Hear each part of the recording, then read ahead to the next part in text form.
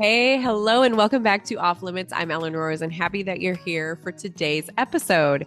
I tend to end our podcast with reflection questions, but today I want to start with a question for us to reflect on throughout this episode. We're talking love and meaning and checklists, and you'll see where all this is going. But I want you to think about this, especially if you're in a relationship, whether you're married or have a boyfriend, girlfriend, and even me being single, this is something I'm thinking about as I look for love and the right fit. So here you go. And I'm going to enter the box theory, and you'll see what that's all about too. But question for you. If you lost everything, your career, your bank account, your home, and all you had was each other, would you still choose to be together? Would you still be giddy about each other? I would say to me, that is what true love is. What's true love to you? I'd love to hear it. So I started thinking about all of this, watching the new movie, Materialists. I watched it this Friday with my sister. I will say I love Dakota Johnson in it. She's just effortlessly charming. She's the best in all sorts of movies. And then you've got Pedro Pascal. He is my new crush, I would say. I don't know what it is about him, just his manly mannerisms, his look. There's just something about his face, his structure, his charisma. And then you've got Chris Evans in the mix. What a cast. The story is all about checklists, modern matchmaking, and choosing between what looks good on paper versus what feels good on your heart. And it was just entertaining to listen to it because I thought, wow, movie, Dakota Johnson's Lucy, and she's talking with her clients, both male and female. And their requirements are hilarious. Women have a lot of them, men have a lot of them. I would say the women even had more than the men in this movie. But because this podcast is off limits, we're going to dig into the things that people don't always admit out loud. That's what I love about this podcast. We talk about things that maybe people wouldn't always bring up because we're scared of what people might think or judgment, those kind of things. But here's the truth.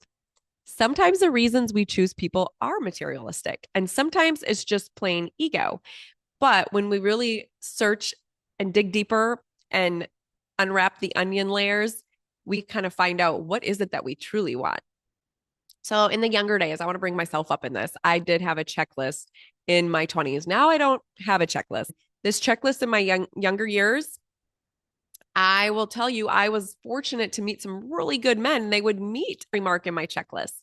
But the problem was maybe not the mark of chemistry. So, yes, they were good family, good hearted, good money makers, wanted to be the provider, good man of faith, healthy, successful, generous. They took me on these amazing dates, top restaurants, weekend getaways, hotels that were amazing, kind of where I could just pinch myself to be there. On paper, it was a dream. But deep down, I knew something was missing. Like I said, it was the chemistry, that soul connection that you just can't force. And I knew something really important, that it wasn't fair to them either. They deserved someone who would love them wildly, not someone that was choosing them out of comfort. And so I had to really dig deep. I was about 27 when I met just probably one of the best guys I've ever met. Potentially to be married to. And we had talked about engagement and marriage. And I really had a heart to heart with myself thinking about, Ellen, are you really in love with him? Are you in love with the lifestyle? Are you in love with the idea of the wedding? At that age in your 20s, you do think about, oh, the wedding and getting married. And I knew he would take care of me. I knew if I married him, I wouldn't have to work a day in my life. I could give up my nursing career. I would be a wife. I would be a mom. I would have a great family, or the in-laws were amazing. All around, he was amazing, but there was just something deeper. And, I often wonder, sometimes I think, oh, what life would have been if I would have married him or one of those other men. There were a lot of, like I said, some good ones when I lived there over the last 6 years. And looking back, I'm very grateful that I didn't settle, because I would have been working every single day just to stay in that relationship. And when I say that, meaning, yes, they were good men, but when you don't fully feel that soul connection or the chemistry, sometimes, okay, great that you're not working, but working to love someone that doesn't feel effortless and having to be married to someone that you're having to convince yourself that it's enough, that is like working a job every day in your life. That's the way I see it. But let me know if you disagree. I would love to hear if you're like, nope, I will take wealth any day out of chemistry.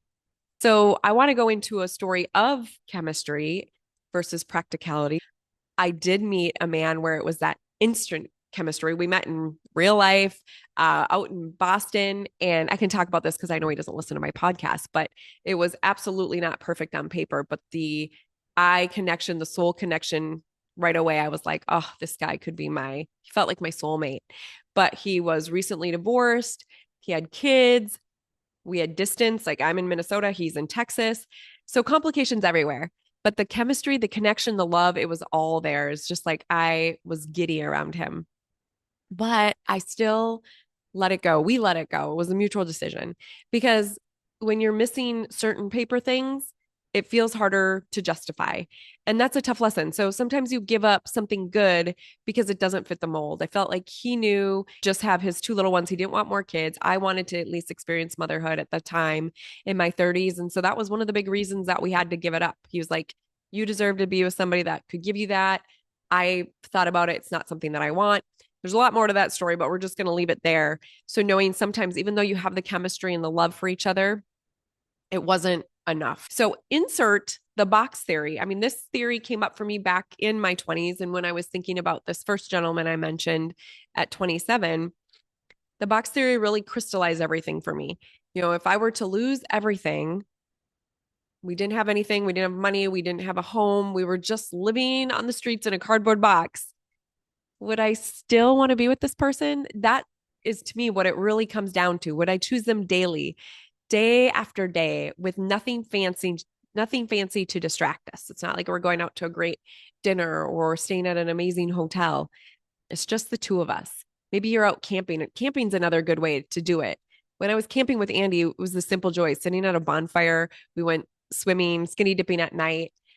Like that to me is the simple joys where you don't need the fancy finer things. You just have each other to have a blast with, to laugh with, to cuddle with, to enjoy the simple joys. That is what real love is to me. I want to know your real love. And you know what? Here's the other flip side to this. I do think there are arranged marriages out there still to this day. And often when you do join with somebody and you can start to just fall in love, that does happen too, right? There is a decision to love someone. There's that choice. Going back to my early 27, when I was 27 years old with this gentleman I mentioned from California, I could have chose to just love him and be happy. There is a decision in that. And even if I was maybe missing the chemistry, so much love that I did have for him. Let me know your thoughts there. Would you say, yep, forget the whole chemistry. If you can make that decision and choose, it's still worth it? You know, there's something for everyone. So I want to tie in the movie Materialist now. So this is why it hits me. So we've got Dakota Johnson's character, Lucy, surrounded by checklists with her clients. She's constantly supporting them and going through it. And just sometimes you see towards the end of it, she's sick of it. She's like, okay, I don't have a magic wand to create Mr. Perfect. Insert Pedro Pascal. He plays this wealthy dreamboat. He's, like I said, perfect. And then Chris Evans, who plays the messy ex, but he just makes her laugh. She's got this comfort with him. And at the end, spoiler alert, it's not about the money or perfection. It's about the connection. Kind of knew it would be that way. I was thinking, how are they going to turn this around? Because you're seeing Pedro and Dakota Johnson together, and he's just, like I said, perfection. And there was this point in the movie, one of the girls was saying, yeah, did you know that there's surgery out there where you can, and tell me if you would ever do this. I would never do this, but to break your legs to get some additional height. So the character played by Pedro, he actually did that surgery. Dakota sees his scars on his legs and he's kind of embarrassed and hides them. And he's like, oh, I didn't think you'd want to still be with me when you see that. And she's like, no, I think it's great because I see that you're real. And so he kind of stoops down lower to the height that he would have been before he did the surgery. I think he was like 5'7"ish. And he said, oh, I just, being higher, I have better opportunity. People respect me. I wouldn't have had the confidence to hit on you at 5'7". And she says, oh, yes, you would. But I'm curious to hear what you have to say about that too. Do you think it's worth changing your body or your appearances? I mean, you name it, what some of us ladies do out there to feel good about ourselves. But can you just be happy with who you are and have that love and appreciation? I think that's really what helps us to be able to fall in love with others. If we can be happy with who we are and know that we're worthy just because, there's so much value and comfort in that. And I think maybe that's even in my 20s why I wasn't ready for marriage, because I don't think I was fully accepting and adoring of the person that I was. I think I was always trying for that next thing. And I know for me, I really did I had that black stallion moment where I wanted to explore and travel and be able to create something on my own. I think there was this piece of me that was like, I don't know if I'm ready for true marriage and to be a wife, to be a mom. I think I need to get out and explore the world. So just curious where you are with that. And then let's tie in the Fall Guy movie. This movie's been out a while, but it's a movie for me that I love because it's just such a good love story. And it just gives me a whole nother angle because you've got Ryan Gosling's character head over heels for Emily Blunt's character. And when he breaks his back, doesn't feel worthy of her. And he just finally gets to a point where he realizes, you know what, my life is so miserable without her. And he keeps thinking about her after the 18 months of his accident. And so finally he gets the opportunity to get back to her, and she's a producer and he's doing everything to help this movie go well, taking all the hits. He just keeps showing up, literally falling for her, right? And you can see this devotion, and she's got it for him too. It's just this clumsy, imperfect chemistry, so cute. And I loved how playful it is. By the end, they're cruising along the beach together and saying something about they talk about drinking spicy margaritas on the beach. Anyways, it just made me smile because it's that simplicity, simple, joyful moments that bring them together. And they, at the end of the movie, they say, our life is even better than the rom-com movies. And it's true because it's about the real aspects. And I think that's where, whether you're in a marriage or a relationship, find those things that make you truly love that person. What is it that made you fall in love with them? And then just celebrate those things. And then if you're newly in a boyfriend-girlfriend relationship, this is your time to evaluate, is this really what I want? Am I dating for the right reasons? And sometimes, in the Materialists, one of the girls that was Lucy, her client, she basically was like, oh my gosh, I can't believe I'm getting married. She got cold feet on the day of the wedding. And so Lucy's trying to talk her off the ledge, or Dakota Johnson. And where it comes down to, she's like, well, what is it? What is it that made you want to marry him? And she's like, oh my gosh, I can't believe I'm admitting this. I'm embarrassed. I would only tell you, but I feel like this guy makes me look good, or my sister would be jealous of me. And she kind of starts crying. And then, the way she says it, well, Lucy, the matchmaker, says, well, he makes you feel valuable. But at the end of the day, I wasn't sure I liked that line because I thought, should be feeling valuable just because you're you. So I don't ever plan to marry someone because they make me feel valuable. I plan to marry them because there's a connection that I just don't get with anybody else. Again, love to hear your opinion there, what it is. If you've been married, divorced before, maybe this all resonates with you. If you haven't been, I'd love to know too. But some of the things that I want us to reflect on before I say goodbye, if you're single, what's really on your list and why? What is it that's important to you? I don't know that I necessarily have a checklist anymore. I will say that I sometimes do the mathematical equations that Lucy talks about where I'm like, oh, okay, I have chemistry with him, but crazy to think about some of the things that I think about when I'm dating. If you're dating, are you chasing checklists or are you chasing connection? That is what is important to me, the connection. If you're in a relationship now, what is it that you truly love about your person? And what are you going to keep focusing on? Because as the years go on, it can get harder.